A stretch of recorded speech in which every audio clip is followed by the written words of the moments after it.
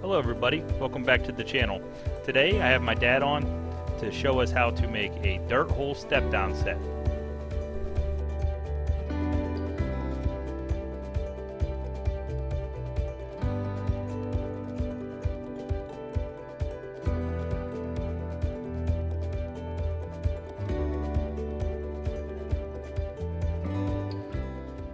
Hey, I'm Ken Patul, I'm Paul's father, and we're here on our trap line here today in southern Pennsylvania. And Paul's going to watch me put in a set. It's kind of challenging up here in the mountains of Pennsylvania setting because we have very rocky terrain, and sometimes it's not the easiest to punch in a hole or dig a deep bed or anything like that, so we do the best we can.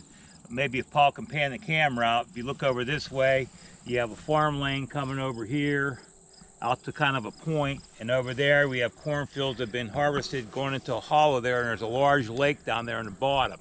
So it's kind of a great siphon to have these predators for a travelway come through here, and we've done really well to spot it over the years for coyotes. And before the coyotes came in here very much, we always did well for fox. Occasionally we do get a fox here, but mostly it's coyotes. So I'm going to go ahead and make a set and try to do the best I can, like I said, in this rocky soil. So, what kind of set is this? It's trying to be a step down dirt hole set, but like I said, we'll do the best we can. Always try to have a backing here so the critters can't come in from the back and work it.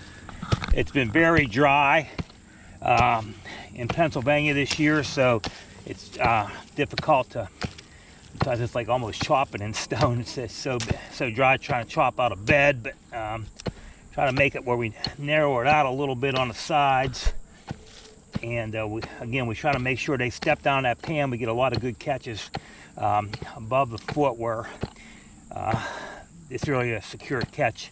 Used almost exclusively MB 550s, MB 450s on the trap line here.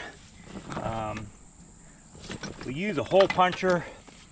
You can see what kind of soil we're dealing with. This was straight a very short time ago, but we want to try to get the pan back about 8 or 9 inches for coyotes where they're going to step on there, punch us in a little bit, and do the best we can there. So get a hole there.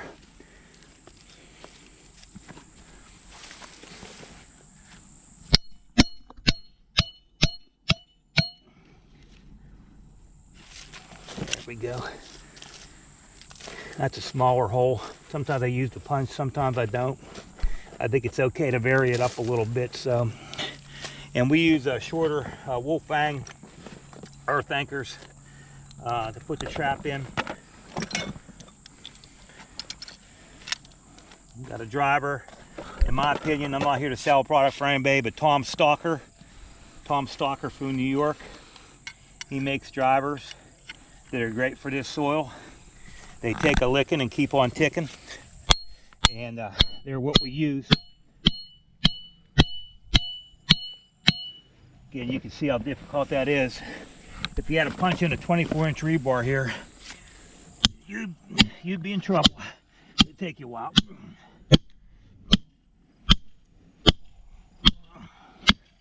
I always try to put the earth anchor in the back left part of the pattern. I just some habit I'm in. Take that driver and get it out of there.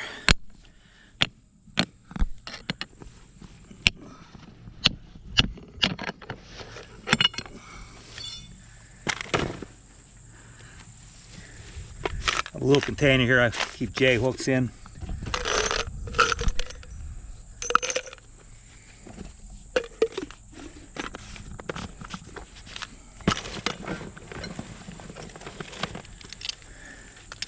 Give my trap MB 550. I can argue with everybody all day about dyeing and waxing.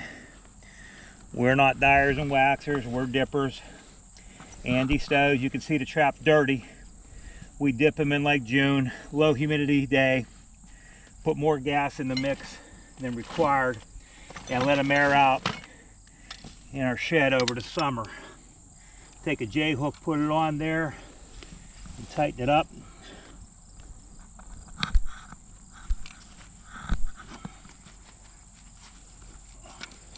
Be sure there's no gap in there where coyote can work it.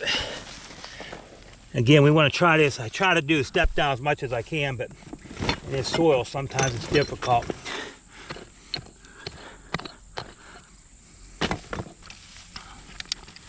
And there's a million ways to do these sets. I'm just telling you the way we do it and kind of what works for us on the line here in southern Pennsylvania.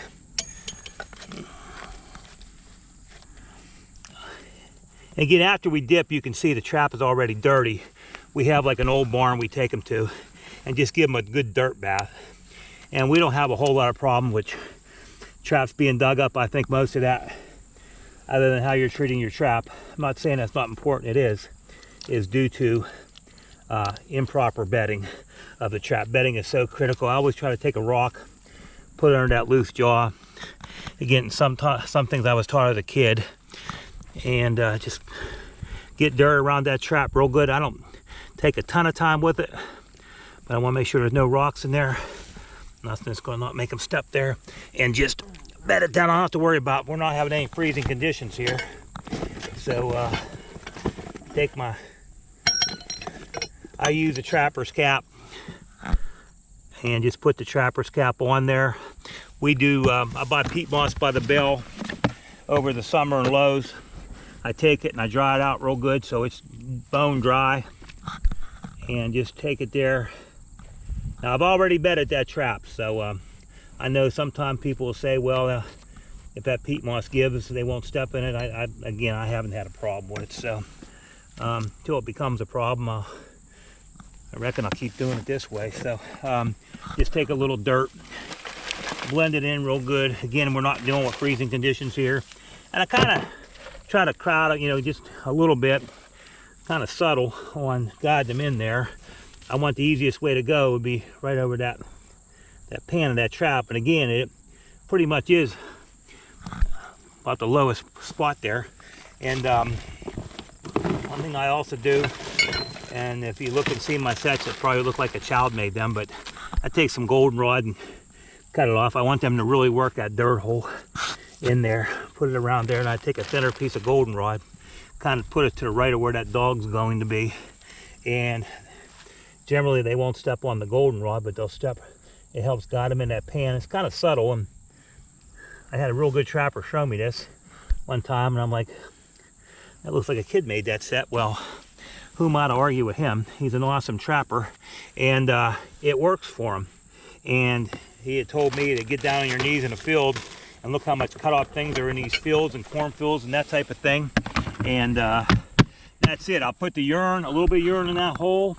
I always use bait and lure combinations, not just one, even though you know, it's okay just to use one, I guess. And I've got my thing sitting up here. Make sure it's buried in there good. And again, he give him kind of like a clear path to go through there. Walk in there. If he wants to get to that smell, he won't knock over that corn stalk, but he'll walk through that pattern. That's kind of how we do it.